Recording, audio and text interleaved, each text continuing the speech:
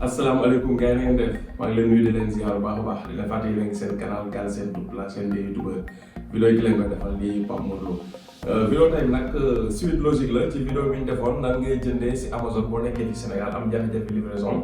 nga jaarale ko ci waa Wikari pour ñoom ñu mën la ko indi fii Sénégal léegi nag waxoon nañ leen bu produit yi ñëwee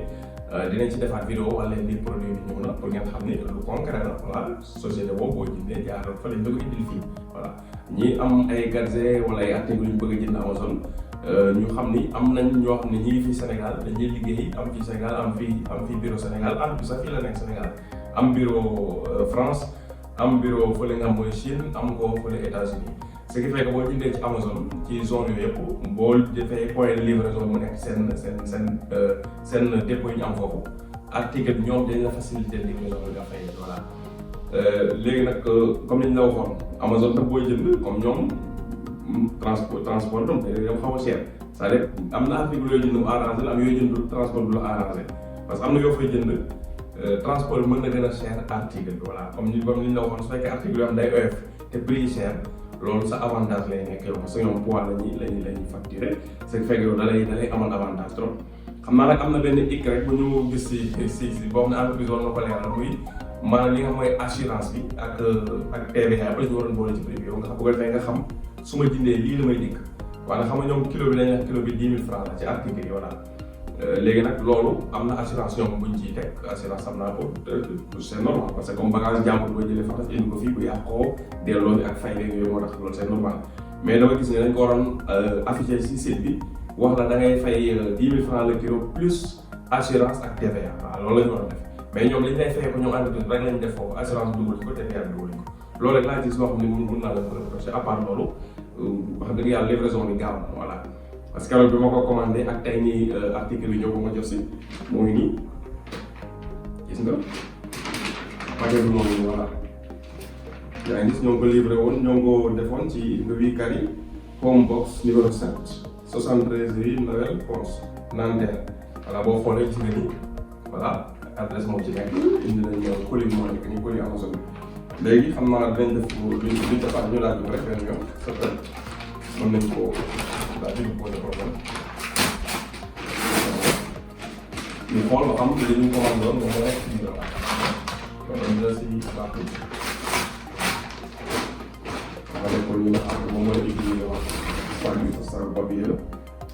waaw dina mën a def ay voilà saa bi dina mën a def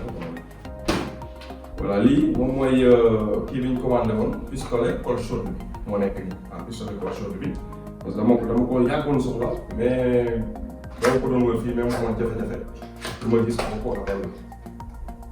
moom nag moo xaw a diisal colle bi tuuti colle bi 2 kilos 500 la te comme kilo waxoon nañ leen kilo 10 000 francs la kon boo xoolee parce que 25 000 la voilà parce que 2 kilos ñaari kilo ak liibar la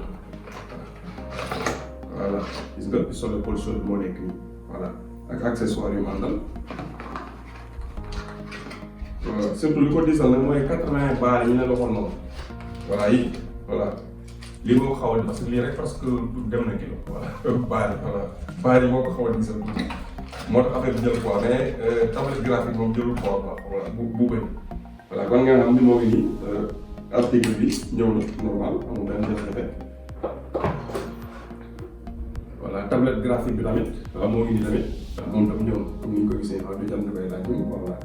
comme ni nga ko waxoon nag tablette graphique waxoon naa peut-être dinaa ci def vidéo mais je ne crois pas parce que xëy na tam ñu bëri duñ koy utiliser ngeen xam ne tablette graphique daal en tout cas mën na am tam ma def ci vidéo ça dépend daal ci yu bëri pour bu fekkee da nga am chaîne YouTube boo xam da ngay dessiner la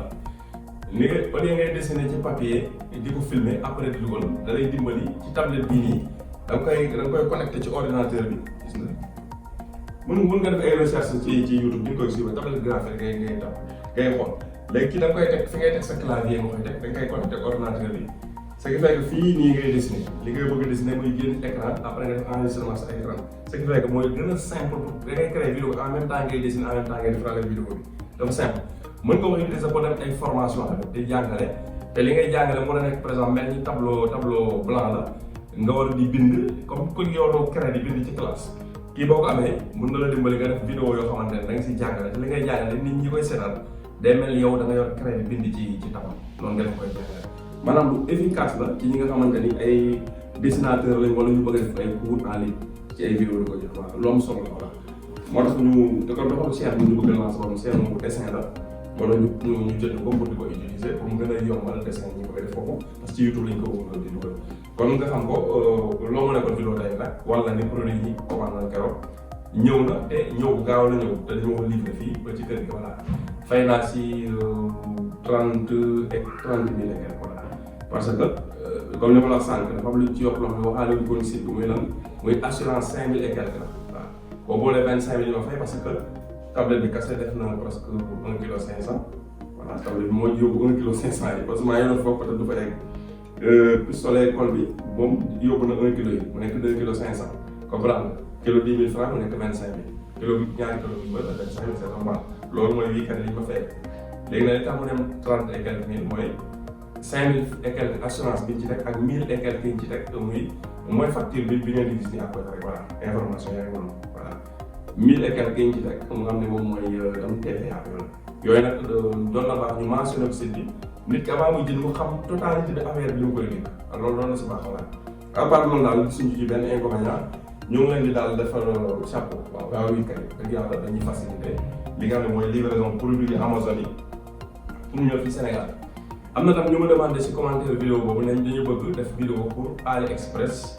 wala Alibaba am naa nag waa AliExpress sax la ñuy def peut-être parce que AliExpress mooy pour particulier yi jënd directement soxla livraison bu gaaw Alibaba en général ñaare nga mën a jënd ay détails ak en gros mais Alibaba c'est plus réservé commerçant yi jënd lu bëri pour jaay AliExpress pour particulier comme Amazon di jënd pour looy utiliser voilà mais dinañ ci def vidéo pour wan leen même procédé bi ngay def soo bëggee jënd si AliExpress benn affaire waa wii kay mën na ko livrer fii Sénégal loolu tax day def vidéo incha allah wala voilà vidéo yi nag c'est pas sponsorisé par wii kay waaw ñun ñoo gis ñu bëri dañuy laaj dañuy am jafe-jafe pour jënd si Amazon ñu décidé def ci vidéo pour nit ñi mën a xam ni am na entreprise yu liggéey fii loolu donc entreprise boobu ni mu waroon def rek publicité ba Sénégal yëpp xam ko def ko mais ñun ñu décidé def ci vidéo comme ça nit ñi mën a xam ni